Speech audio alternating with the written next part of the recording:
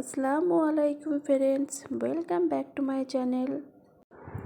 আজ বানাবো বাঙালির জনপ্রিয় একটি রেসিপি। সকলেই পছন্দ করে এই রেসিপিটা, আলু পোস্ত। তো আলু পোস্তর জন্য এখানে কিউব করে কেটে নিয়েছি, 2টা মিডিয়াম সাইজের আলু নিয়েছি। আর এখানে নিয়েছি পোস্ত, 4টে কাঁচা লঙ্কা, 1 ইঞ্চি আদা। পোস্তটা আমি মিক্সার করে নেব বা মিহি পেস্ট বানিয়ে নেব। মিক্সার জারের মধ্যে দিয়ে দিলাম, আদাটা দিয়ে দিলাম, আর 2টা কাঁচা লঙ্কা ভেঙে নিয়েছি। অল্প পরিমাণে পানি দিয়ে পেস্ট বানিয়ে নিয়েছি।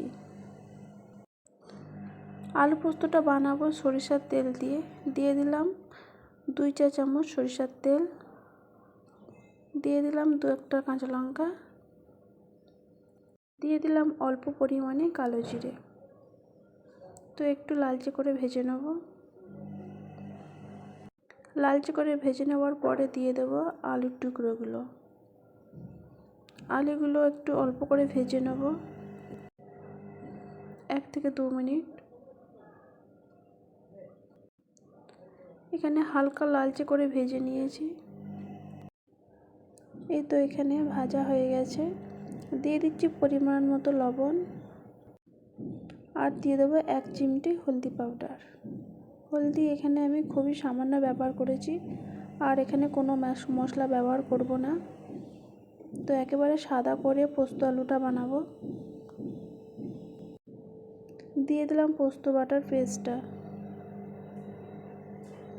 ভালো করে নাড়াচাড়া করে নেব 1 থেকে 2 মিনিট। আলুটাকে ভালো করে পোস্তর সাথে কষিয়ে নেব। তো এই দেখুন তেল ছাড়তে শুরু করে দিয়েছে। আবারও একটু নেড়ে নিচ্ছি।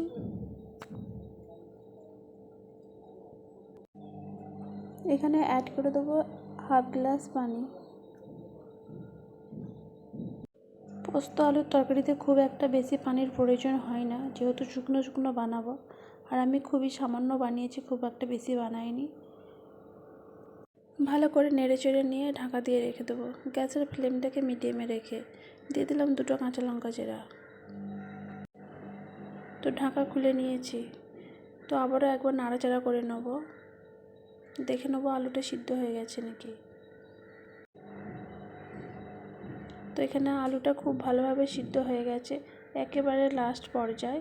তো এখানেই গ্যাসটা বন্ধ করে দিলাম। তো গরম গরম পরিবেশন করে নিচ্ছি। দেখতে দারুণ হয়েছে আর খেতেও অসাধারণ হয়েছে। আপনারা একবার এইভাবে ট্রাই করে দেখবেন। তো আজকের ছিল এই রেসিপিটা। আশা করছি আপনাদের একটু ভালো লাগবে। ভালো লাগলে একটা লাইক দেবেন, সাবস্ক্রাইব, কমেন্ট করতে ভুলবেন না। এখানেই ভিডিওটি শেষ করলাম। আল্লাহ হাফিজ।